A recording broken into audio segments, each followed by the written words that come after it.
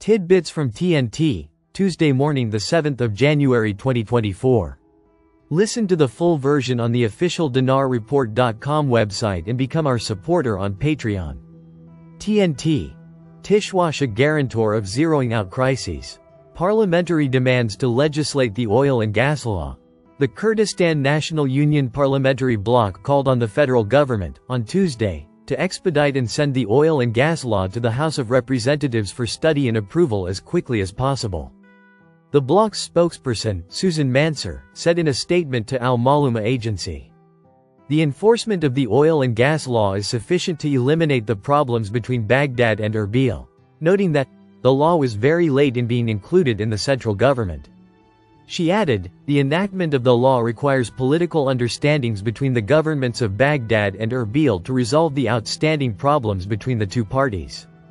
Mansur pointed out that there are parliamentary demands for the government to send a draft oil and gas law to the House of Representatives for study and approval in accordance with what is stipulated in the State Administration Coalition Agreement. Tishwash. Central Bank Tower and FAO Port on the list of world mega projects for 2025. The British platform, the B1M, which specializes in the construction sector, has classified the Central Bank Tower project in Baghdad and the Grand FAO Port in Basra among the list of the most prominent mega projects in the world for the year 2025. The Central Bank Tower project came in 11th place, while the Grand FAO Port came in 10th place. This classification reflects Iraq's remarkable progress in the field of architecture and infrastructure on the international scene. The B1M platform is one of the most prominent channels specialized in covering major construction projects, technological innovations, and modern trends, such as sustainability and smart cities, providing in-depth analyses of the ongoing transformations in the global infrastructure sector. Tishwash. Al-Sudani. The Development Road project will enhance Iraq's power in the region. Prime Minister Mohammed Shia al-Sudani confirmed today, Sunday, that the Development Road project will enhance Iraq's strength in the region, politically and economically. During his reception of the director of the Iraqi Institute for Dialogue, Abbas Radi al-Amiri, according to a statement from his office received by Al-Iqtisad News.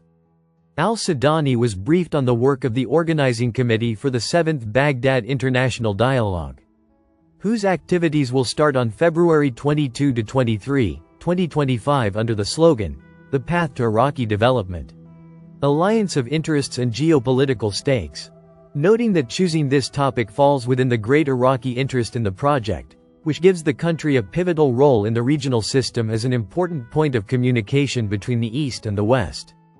According to the statement, Al-Sudani expressed his sponsorship of this annual international gathering hosted by the capital, Baghdad, which hosts an elite group of the most important decision-makers in the region and the world. Tishwash. Venezuelan parliament calls on Maduro to seek third term. The president of the Venezuelan National Assembly, Parliament, Jorge Rodriguez, has officially invited the current president of the Bolivarian Republic, Nicolas Maduro, to assume a third presidential term on January 10. We confirm the invitation to Nicolas Maduro Moros, who was re-elected president of the Bolivarian Republic of Venezuela on July 28, 2024.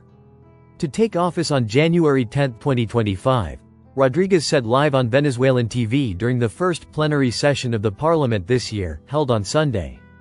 The inauguration and swearing-in ceremony will take place at 12 noon at the Federal Legislative Palace.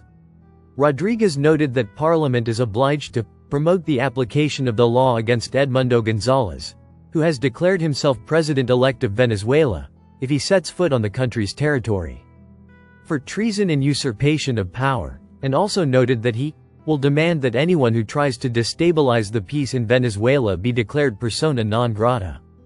In the plenary session, Jorge Rodriguez was re-elected president of the National Assembly, Parliament, of the Bolivarian Republic. Venezuela held elections on July 28, which were won by the current head of state, Nicolas Maduro. He received 51.95% of the vote. His main opponent, Gonzalez, received 43.18% of the vote.